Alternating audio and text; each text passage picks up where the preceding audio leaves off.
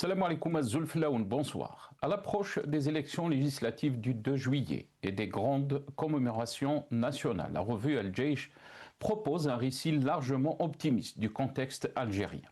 Un récit structuré, institutionnel, qui met en avant la stabilité du pays, ses avancées économiques et sociales, ainsi que la consolidation de ce qu'elle qualifie de l'Algérie nouvelle.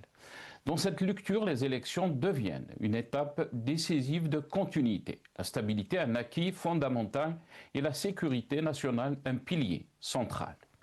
L'armée nationale populaire et les corps de sécurité y sont présentés comme les garants naturels du bon déroulement du processus politique et de la protection des institutions.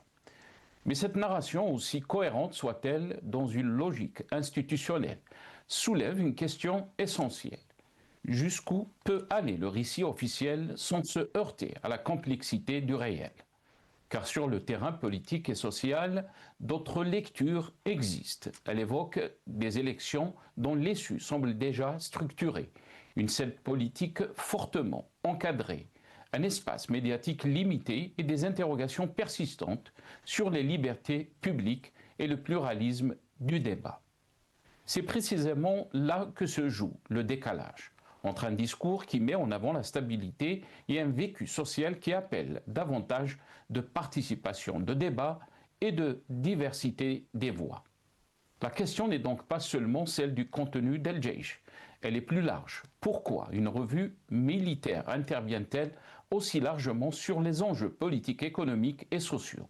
Officiellement, la réponse est claire, la sécurité nationale ne se limite pas aux militaires. Elle englobe la stabilité de l'État, ses institutions, son économie et sa cohésion sociale. Dans cette logique, tout ce qui touche à la continuité du pays devient un sujet stratégique. Mais cette extension du champ de parole institutionnel pose un débat légitime, celui de la frontière entre communication d'État, analyse stratégique et construction d'un récit politique global. Car lorsqu'un seul récit domine, même porté par la stabilité à la continuité, il finit par soulever une autre question, celle de la place du pluralisme et de la contradiction dans l'espace public. Aucune société ne se construit durablement sur une seule lecture du réel. La stabilité n'est pas seulement une affaire de discours, mais aussi de confiance, de débat et de capacité à intégrer les tensions plutôt qu'à les invisibiliser. En définitive, au-delà du récit institutionnel et des lectures divergentes du réel, une interrogation demeure centrale. Quelle est la place exacte de l'institution militaire dans la construction du discours public et du débat national? Et plus largement, jusqu'où peut s'étendre son rôle sans que l'on brouille les frontières entre mission de défense, communication stratégique et champ politique? L'enjeu n'est-il pas justement de préserver un équilibre clair entre les sphères institutionnelles et l'espace du débat public? Nous en débattrons avec nos invités juste après cette petite intro.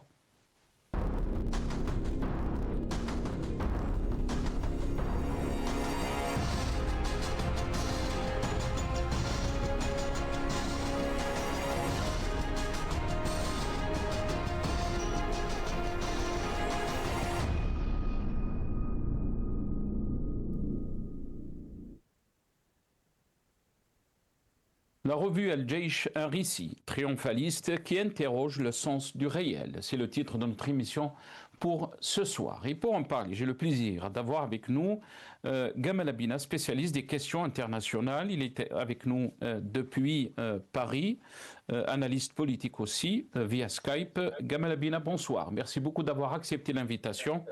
Marhaba bik, Gamal. Bonsoir et merci pour votre invitation. Merci Gamal, merci.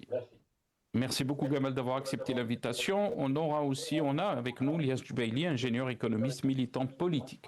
Il est avec nous depuis Paris via Skype. Lias Jubaili, bonsoir.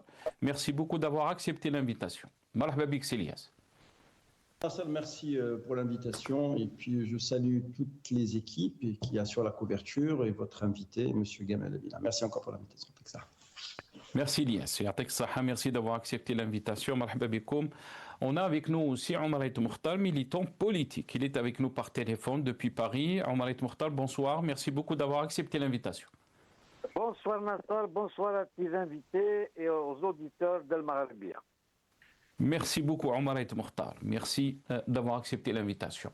Avant de donner la parole à nos invités, bien sûr, on va commencer 3 titres. On a ce soir, donc, par rapport à la revue de presse, et on va commencer avec l'APS législative du 2 juillet, une étape cruciale dans le processus de parachèvement du projet de renouveau de l'Algérie nouvelle et victorieuse. Donc, a titré l'APS. Le journal Al-Watan.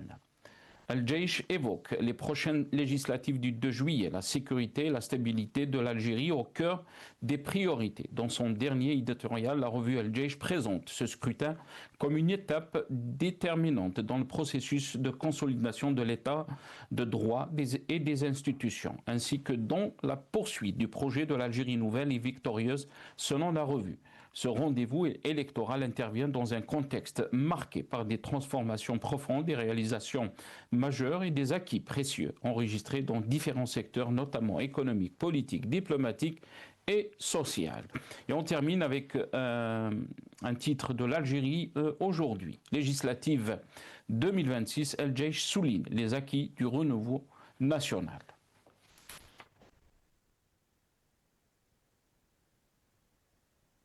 Voilà. Mais donc quelques titres de la presse nationale.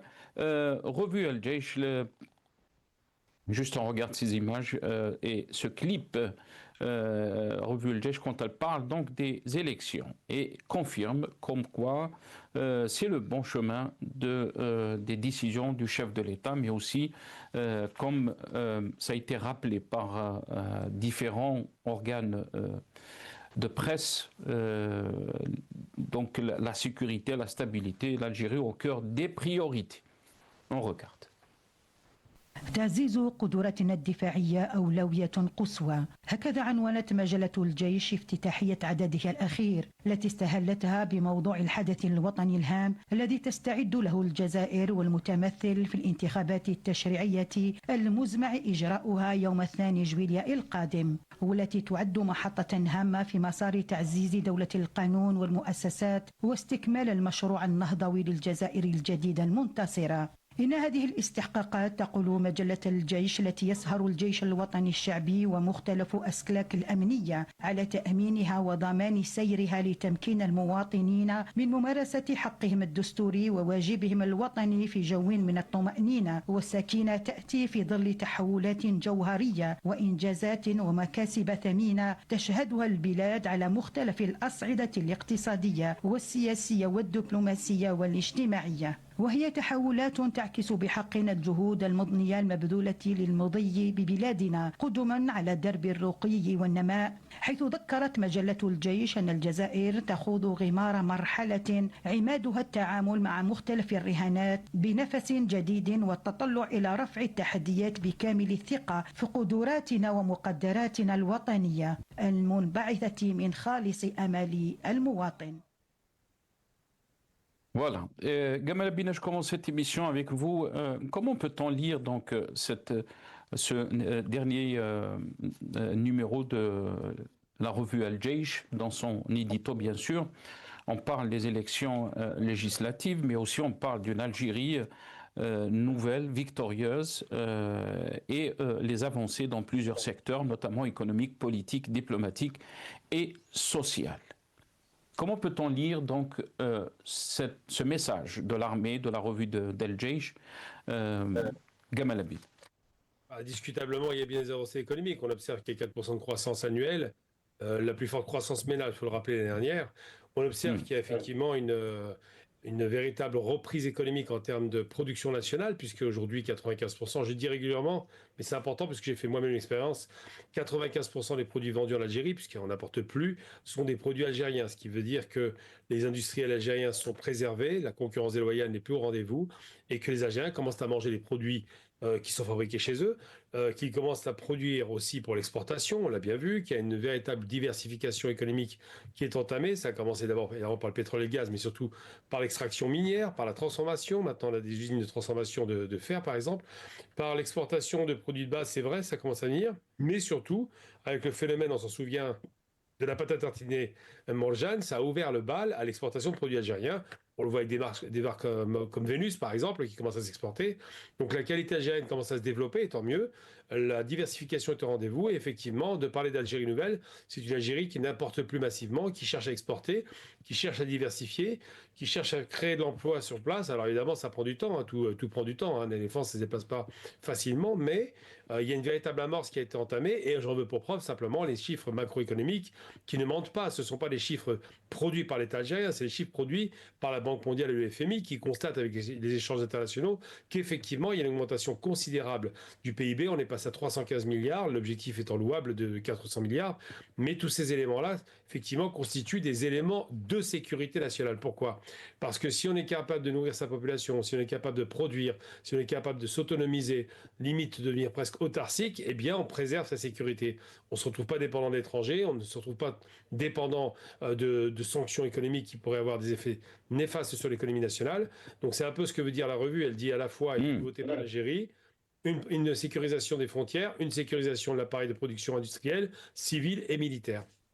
Très bien, mais très rapidement, Gamal Abina, quand la revue rappelle également que l'AMP et les différents corps de sécurité sont mobilisés pour assurer le bon déroulement du scrutin et permettre aux citoyens d'exercer leurs droits constitutionnels dans un climat de sérénité et de sécurité. Une Algérie résiliente face aux défis régionaux et internationaux. L'éditorial met en avant la capacité de l'Algérie à préserver sa stabilité dans un environnement international marqué par des tensions géopolitiques et les incertitudes sécuritaires.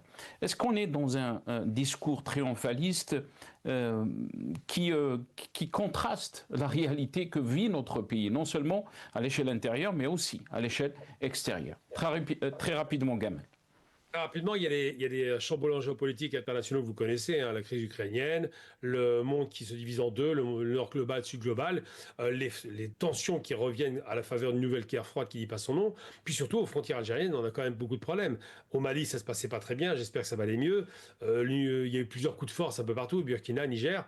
Il y a la Libye qui a été instabilisée depuis 2011. C'est une guerre civile qui dure depuis 15 ans et pour laquelle on ne trouve pas de solution. Il y a une instabilité politique chronique en Tunisie qui est difficile à gérer. Il y a effectivement les tensions avec le Maroc et le Sahara occidental qui a repris le combat. Donc tout ça, c'est des éléments où cette frontière algérienne sont en danger. Et ce que veut dire la revue Jaish, elle dit, nous garantissons, et ils ont raison là-dessus, la sécurité du territoire à l'intérieur des frontières, ce qui est normal. Il y a une grande sécurisation du territoire et ça rassure tout le monde, mais surtout aux frontières en elles-mêmes. Il y a des tensions, il y a des risques effectivement de mouvements par exemple djihadistes, il y a tout un tas d'éléments comme ça qui peuvent conduire effectivement le pays à avoir des problématiques sécuritaires qui sont réglées par l'armée. Très bien, reste avec nous Gamal Abina. Lias Jubaili, la question bien sûr que peut-être les observateurs se posent quand il s'agit de la revue Al-Jaish, jusqu'où l'institution militaire peut-elle intervenir dans la construction du discours public sans empiéter sur le champ politique? On parle bien sûr d'élections qui sont prévues donc le 2 juillet prochain. On parle de la revue Al-Jaish, mais on exergue la situation économique, la situation sociale, le volet diplomatique. Lias Jubaili. Tout d'abord, tout mon respect pour l'armée nationale populaire, parce que l'armée nationale populaire, c'est celle du peuple algérien. Et ce n'est pas une appartenance à X ou à Y. C'est tout le peuple. C'est vous, moi, M. Gamal Abina, enfin tous les Algériens qui se reconnaissent dans leur pays, dans leur algérienité. L'armée nationale populaire est le rempart, je dirais est le rempart contre toutes les menaces qui menacent notre pays. Mais ça c'est normal. Mais l'armée, on ne doit pas instrumentaliser l'armée. L'armée ne doit pas s'immiscer dans le champ politique. L'armée ne doit pas prendre des décisions pour la diplomatie internationale. L'armée, elle est là pour veiller à ce que l'intégrité territoriale du pays soit en sécurité. C'est ça ce qu'on demande de l'armée. C'est ça. Donc, s'immiscer dans le champ politique, non. L'armée, l'armée nationale populaire, elle est devenue la voie du pouvoir finalement. Est-ce que la voie du pouvoir dans des grands États qui sont puissants militairement? Est-ce que vous avez vu l'intrusion de l'armée dans les prises de décision? Non, jamais. L'armée, elle est là, elle a ses prérogatives que lui confère la Constitution et son champ analytique ou son périmètre, son champ d'action, il est limité. C'est la défense du territoire et celle du peuple algérien.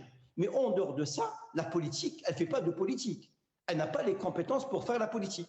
Elle n'a pas les compétences pour faire un bilan économique. Elle n'a pas les compétences pour donner une orientation économique.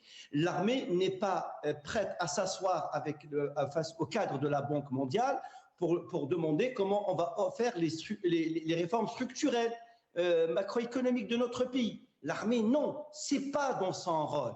C'est que l'armée, elle a son champ. Et c'est ce que nous dénonçons et nous disons que nous aimons notre armée et que cette armée, elle est instrumentalisée parce qu'elle devient la voie du pouvoir, parce que c'est elle qui dicte, parce que c'est elle qui donne les orientations politiques du pays. On ne peut pas réussir. Non, on ne peut pas avoir une grande nation quand l'armée s'immisce dans les affaires politiques. Aucun pays au monde, aucune nation, grande soit-elle, dans le monde entier, n'a pas réussi. Même l'Uruguay, qui était aussi comme la nôtre, et l'armée aussi, elle s'est retirée, et maintenant l'Uruguay, c'est des civils. On a vu l'Argentine, des pays comme ça d'Amérique du Sud qui sont démocratisés. Donc, moi, quand je vois El Jaish, à chaque fois, on nous dit il y a le complot. Oui, il y a un complot contre le pays.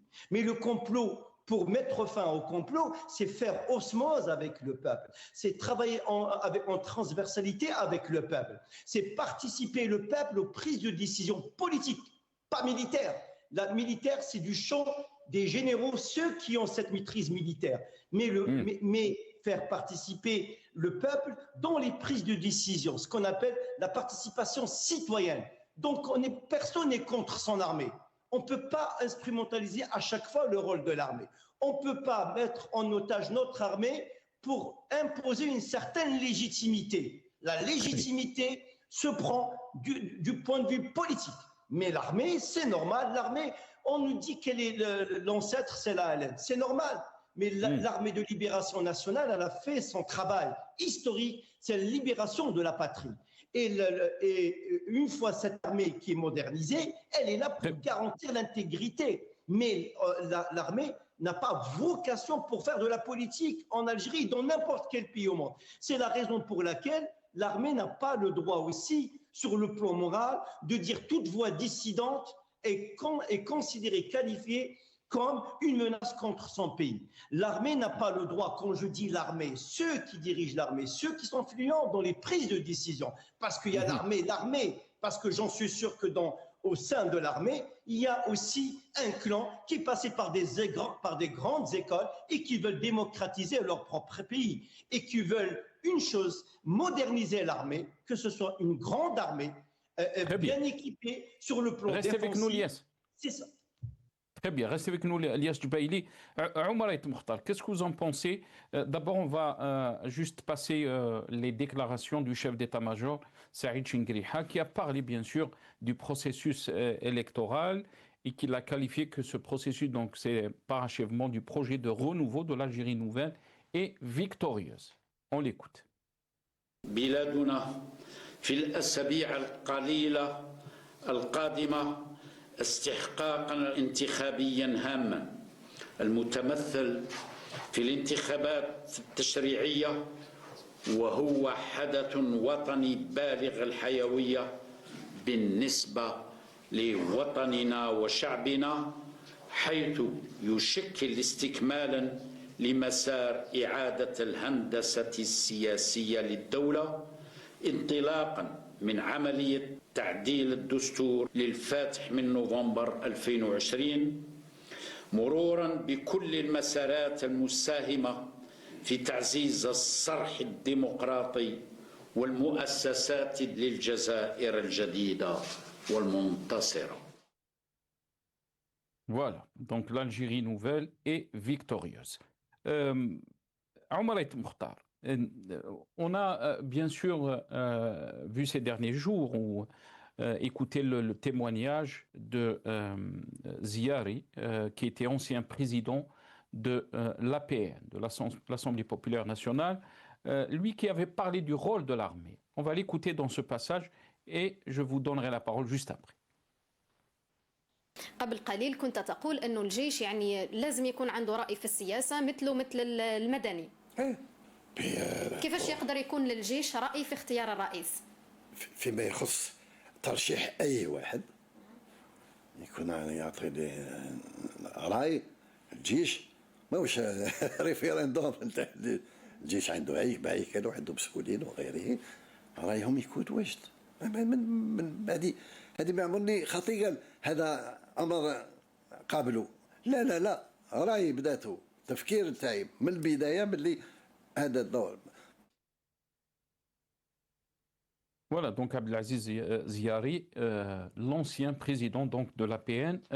Omar El Mokhtar, qu'est-ce que vous en pensez donc de cet édito de Al-Jaish qui parle bien sûr des élections législatives, mais qui parle aussi de la situation de notre pays sur plusieurs volets, qu'ils soient politiques, économiques, diplomatiques.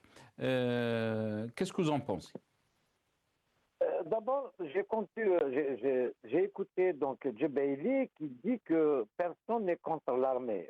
Je ne vois pas, la question ne se pose même pas d'ailleurs. Nous sommes tous pour une armée forte parce que c'est l'armée qui nous protège. Mais l'exposer comme ça dans le domaine politique, donc rentrer dans le domaine politique, elle l'expose aux critiques. Quand on critique en général, on vise l'armée. Et ce que vise l'armée, tu vises l'Algérie. Donc moi j'aurais souhaité que l'armée soit en dehors de tout ça. C'est une élection nationale, importante bien sûr, parce qu'on va élire des législateurs. Ceux qui vont nous faire des lois, voter des lois. Donc je ne vois pas pourquoi l'armée vient jouer un rôle dans tout cela. Mais on s'éloigne de l'essentiel. C'est un cirque qui se prépare. On voit l'ANI, cette organisation indépendante, il n'y a que le nom indépendant dedans, et son président est intérimaire. C'est quand même honteux. Depuis la présidentielle, on n'a même pas eu les chiffres. Donc ça, c'est le domaine politique. Pourquoi un intérimaire? Pourquoi il n'y a pas un consensus sur la formation de cette ANI, de cette autorité nationale indépendante? Il n'y a rien d'indépendant dedans. Donc ça, c'est une chose. Après, l'armée, moi, je ne vois pas pourquoi l'armée vient rentrer dans le jeu politique national.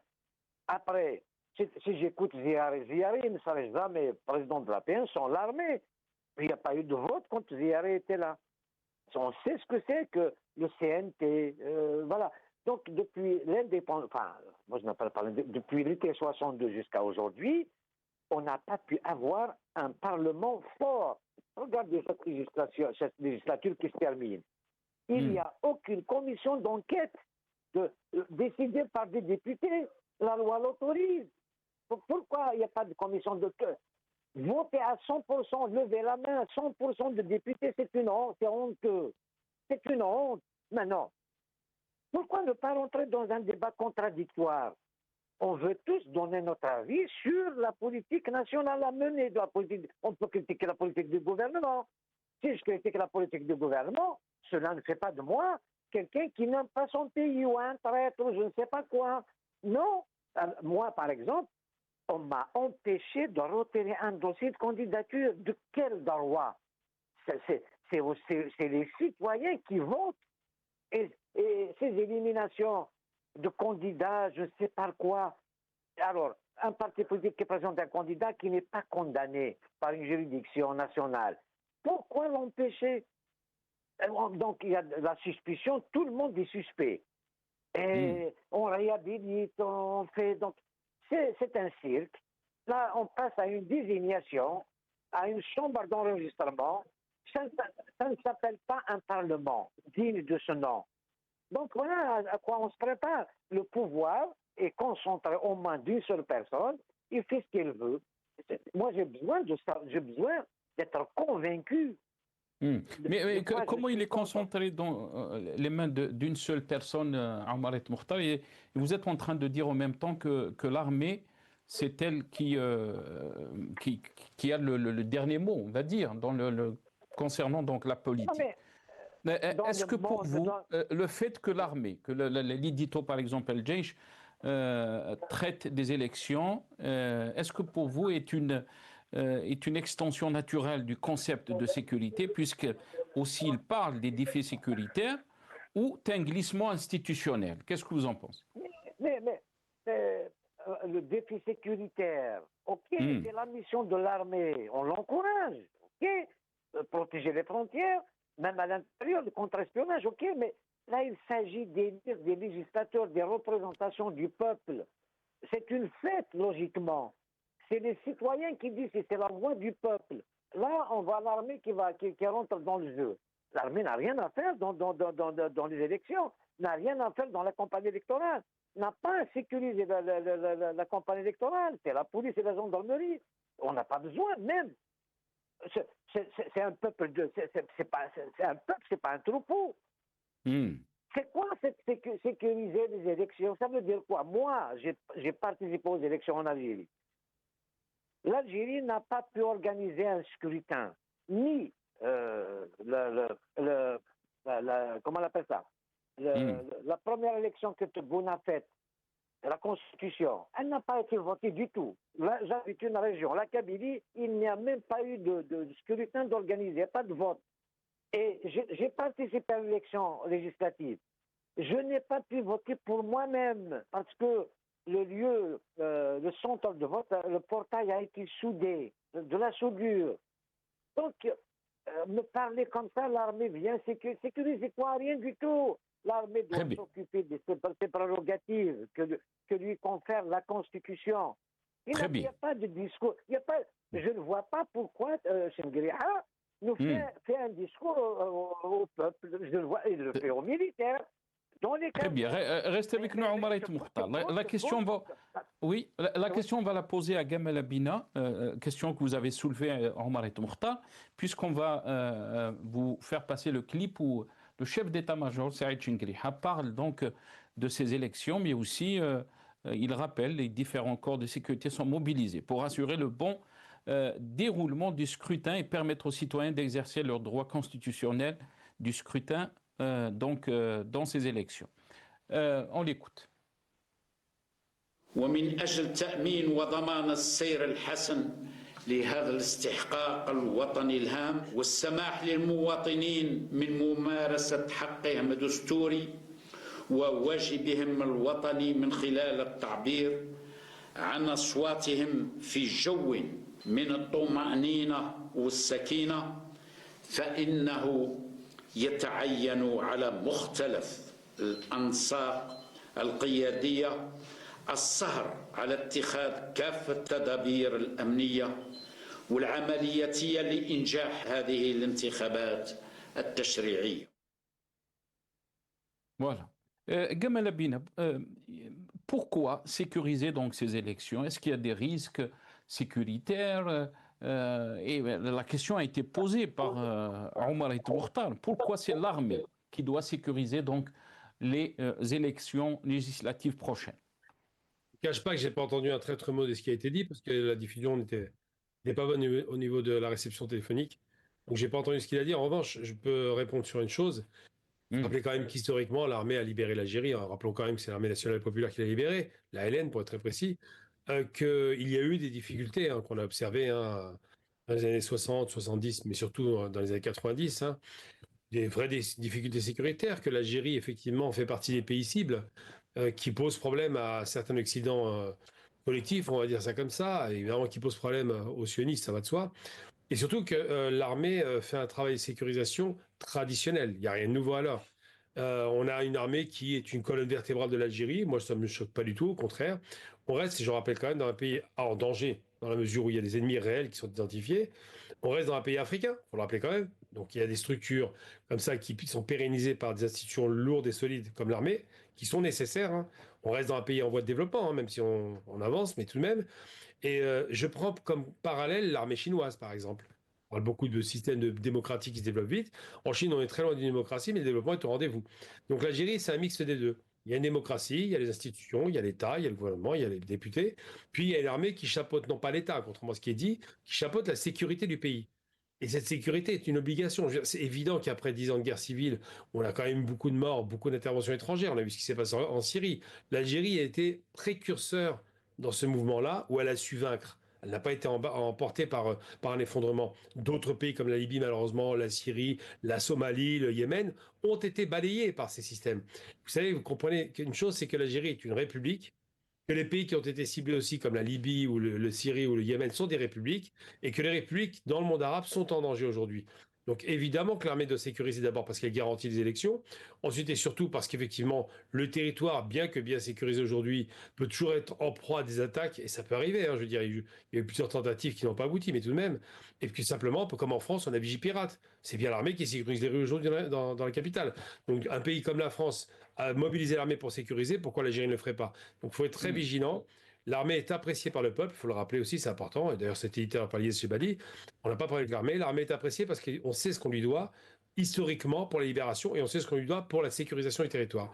Donc je ne vois pas où est le choc, je vois pas il n'y a rien de choquant à cela. Quand vous dites, Gamal Abina, quand vous dites que l'Algérie est un pays démocratique, peut-être beaucoup vous diront le contraire. Qu'est-ce qu'il vous fait dire que l'Algérie est un pays démocratique? Quand on voit par exemple, juste avant ces élections législatives prévues donc le 2 juillet, on voit beaucoup de candidats de candidatures qui ont été rejetées, même des anciens députés. Et on parle de cet article 200 de la loi électorale qui verrouille le champ politique. On parle aussi d'un champ médiatique qui est verrouillé. De quelle démocratie vous parlez, Gamal Abina? Je parlerais d'une démocratie un peu plus exemplaire que de grandes démocraties dont on vante les mérites. Les États-Unis, on prétend que c'est une démocratie. On ne peut pas élire son président. On passe par les grands électeurs qui sont eux-mêmes de fruits de magouille. Vous avez que 2 partis aux États-Unis qui s'expriment, il n'y en a pas d'autres. Et ça fait depuis près de 100 ans que ces 2 partis s'affrontent et qu'il n'y a pas d'alternative. C'est ça une démocratie? Je ne suis pas d'accord. La France, c'est une grande démocratie aussi. Mais c'est toujours les partis bourgeois qui l'emportent. On a rarement des partis issus de la classe populaire, des partis issus d'un type, par exemple, qui arrivera à la tête de l'État qui sera un pauvre, ou qui serait peut-être quelqu'un qui serait venu de la base, couche de la société. Et pour autant, pour accéder aux élections, il faut être validé. Par qui? Par un système vicieux qui s'appelle les 500 signatures. C'est-à-dire que les copains entre eux se mettent d'accord pour empêcher qu'un candidat du peuple puisse avoir ses signatures. Encore un verrou démocratique, antidémocratique en l'occurrence.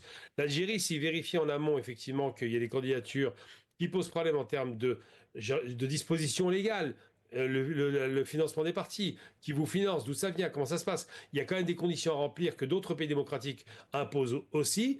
Bizarrement, on ne les montre pas du doigt. Donc moi, je dis simplement, l'Algérie, effectivement, aujourd'hui, est une démocratie, comme toutes les démocraties imparfaites. Elle n'est pas parfaite, comme toutes les démocraties, je précise. Mais tout de même, elle est dans une voie démocratique qui est, en vérité, en Afrique, assez singulière. Enfin, je parle du monde arabe plutôt. Dans le monde arabe, vous avez d'ignobles dictatures qui se succèdent les unes derrière les autres. On est un des rares pays dans le monde arabe à faire des élections qui ressemblent vraiment à des élections. On est un des rares pays à avoir installé une instance indépendante pour vérifier les élections. Et c'est un pays qui reste ouvert. Donc, si vous trouvez que ce n'est pas une démocratie, il faut aller voir au Moyen-Orient. Vous avez d'ignobles dictatures royales qui sont en place. Et celles-là, on ne les interroge jamais, bizarrement. Très bien. Restez avec nous, Gamal Abina. Lies Chebali, qu'est-ce que vous pensez? Vous pouvez rebondir par rapport à ce qu'a dit notre ami Gamal Abina.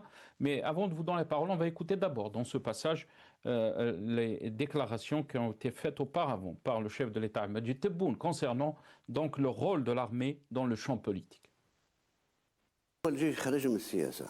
خرج من السياسه راه في بالك 12 سنه 15 سنه خرج تماما من السياسه وفات المهنيه هذه داخله في المهنيه نتاع الجيش يعني الجاهزيه في اي لحظه جاهز لاي طارئ ما بقاش يدير السياسه. Voilà, donc Majid Tebboune dit que l'armée ne fait plus de politique. Qu'est-ce que vous en pensez, Lies Chebali, quand Gamal Abina dit que l'Algérie est un pays démocratique et qu'il n'y a pas de démocratie parfaite? La situation que vit notre pays, est-ce que vous pensez qu'on peut parler de démocratie, qu'on peut parler d'élection, qu'on peut parler de multipartisme, qu'on peut parler d'opposition, de militantisme? Lies Chebali. Tout d'abord, moi je fais confiance à mon peuple. Je fais confiance à mon peuple. C'est-à-dire mon peuple, c'est le peuple algérien. Je pense que le peuple algérien est conscient de ce qui se passe dans notre pays. Le peuple algérien a compris une chose, il a atteint la maturité politique. Le peuple algérien, c'est parmi les peuples les plus politisés au monde. Il comprend ce qui se passe dans son pays. Quand on lui dit que l'Algérie est un pays démocratique, hélas, j'aurais personnellement souhaité que notre pays soit une grande nation démocratique. un grand pays, je veux dire, en Afrique. Faites un petit tour, regardez ce qui se passe au Sénégal. C'est juste à côté. C'est l'Afrique. Regardez entre Sonko et Faye comment le débat, le politique, comment il s'impose dans toutes les couches de société. Regardez cette société sénégalaise qui respire. Ça, c'est ce qu'on appelle démocratie. Ça, on peut dire que c'est démocratique. Alors, si vous me dites, si vous me dites l'Algérie est un pays démocratique, je vais essayer de répondre par A plus B, tout en étant rationnel. Le pouvoir du président Tebboune qui a été élu, qui a été désigné en 2019, il est réduit drastiquement. D'autant plus que le réel administrateur de la politique et des décisions internes, tout le monde le sait, ce n'est pas lui. Ce n'est pas M. Tebboune. Il conserve certes les attributs de la fonction présidentielle, c'est normal, mais pas nécessairement la capacité d'agir librement. Pour avoir la capacité d'agir librement, quand l'armée ne s'immisce pas. Est-ce que vous avez vu dans notre pays? Moi, je connais le pays. Je ne peux pas me permettre de dire des choses parce que je suis responsable de mon histoire. Parce que je suis né dans ce pays, je sais que c'est pas. Est-ce que vous avez vu dans notre pays, depuis 62, et notamment après la mort de Ouali Boumediene Allah yarhamou, en 78, depuis 78, depuis que l'armée a récupéré les réels pouvoirs dans notre pays, est-ce que vous avez vu un président algérien élu ou désigné agir librement? Certes, il a les attributs de la fonction présidentielle, mais pas nécessairement la capacité d'agir librement. Parce que les réels détenteurs du pouvoir, ce sont les généraux. Je ne dis pas l'armée, parce que je vois qu'il y a la sémantique, on essaie d'utiliser la sémantique des mots. J'essaie de protéger l'armée. Mais cette armée, ceux qui dirigent le pays, ce n'est pas l'armée, ce sont les généraux. Et une poignée de généraux qui ont une forte influence au sein, ce sont les vrais décideurs. Nous avons vu, mais ça n'échappe pas. Dire des choses qui ne sont pas vraies au vu du monde, moralement, c'est responsable, c'est inacceptable. Mais Elias Bailey, quand vous dites aussi, désolé, quand vous dites que ce n'est pas vrai, il y a aussi une partie du peuple algérien qui est dans la logique de Gamal Abina, qui voit que l'Algérie est en train d'avancer sur le plan économique, sur le plan social, sur le plan aussi d'une nouvelle Algérie, si on peut la qualifier ainsi. Il y a une catégorie ici du peuple algérien qui est dans la logique de l'analyse de Gamal Abina. Oui, mais est-ce que Gamal Abina, il représente un courant de pensée où il y a des Algériens qui pensent comme Gamal Abina? Oui, c'est normal. On n'est pas homogène, on n'est pas hétérogène. Mais moi, je fais appel au peuple parce que cette armée a été instrumentalisée. Vous vous rappelez le slogan en arabe, c'est Ma'arakat el-Wa'i. La bataille, est-ce que pour vous, Elias Bailey, est-ce que pour vous le problème, c'est qu'il y a seulement un récit qui dit que l'Algérie va bien, que l'Algérie est un pays démocratique, que l'Algérie avance à pas sûr, et on l'a vu donc dans cet édito. Est-ce que ça vous pose problème? Au fait, moi, je distingue entre le roman national et le récit national. Le roman national, il faut refaire l'histoire depuis 1957. Depuis la mort de Ben Ramadan, je dirais même depuis 1956 jusqu'à maintenant. Ce qu'on appelle, on réécrit le roman national avec la contribution de tous les historiens. Maintenant, celles et ceux qui veulent nous dicter un récit national pour faire passer une certaine légitimité qu'ils ne l'ont pas, non, je suis désolé, c'est pas la réalité. La réalité, parce que la réalité va rattraper les choses. C'est pas possible. On peut pas dire que notre pays est une démocratie. Nous avons vu, regardez l'article 200, l'article 200, il a été pondu en 2021, c'est-à-dire les anciens parlementaires, il a été modifié en avril, mais ceux qui ont participé, ils sont vus eux-mêmes écartés du champ politique. Cette loi, cet article 200, c'est pas une loi, a été pour essayer d'écarter l'opposition. Est-ce que pour vous, l'opposition, est-ce que pour vous, les détenteurs du pouvoir vont accepter un opposant qui va parler de quoi? Des choses très simples. il va parler aussi de sécurité de notre pays, il va parler de souveraineté nationale, il va parler de souveraineté populaire, il va parler de démocratie, il va parler de état de droit, il va parler de souveraineté sur ses propres ressources, il va parler de, je veux dire, des choses simples. Mais c'est que non, tout le monde a été écarté, la loi, l'article a été pondu 10 minutes de droit fondamental pour écarter, certes. Peut-être aussi, il y a des candidats qui sont entachés parce qu'ils sont plongés dans la corruption. Mais on a fait de cet article juste pour éliminer. On a rendu l'ANI, soi-disant l'agence nationale. Moi, j'ai rien contre l'ANI. Je n'ai rien contre ce président. Mais avouez une chose, que l'ANI, c'est très important. Il ne faut pas faire du débat politique. Il faut passer des messages. L'ANI est devenu un guichet de sélection politique, de procédure pour éliminer, pour écarter. On ne va pas dire les noms. Même vous avez une personne qui a l'habitude de passer dans votre Al-Maralibia et il se trouve aussi écarté sans raison. Donc, posez-vous la question. Vous parlez de Jamel Ghassoum. Vous parlez Absolument.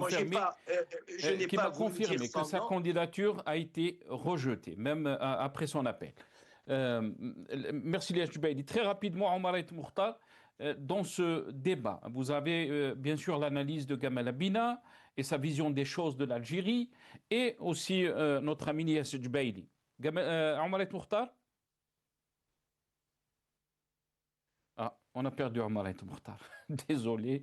Donc, désolé parce qu'on a dépassé le temps de l'émission. Vraiment, j'aurais aimé revenir à mes invités pour leur donner un peu plus de temps. Certes, c'est des questions qui sont très importantes et on va y revenir, bien sûr, et surtout aussi ces élections législatives prévues de juillet prochain. Merci à mes invités d'avoir participé à cette émission. Gamal Abina, spécialiste des questions internationales, analyste politique. Il était avec nous depuis Paris. Merci à notre ami Liache Jubaili, ingénieur économiste, militant politique. Il était avec nous aussi depuis Paris. Merci à vous, chers téléspectateurs, d'avoir suivi cette émission. Au revoir.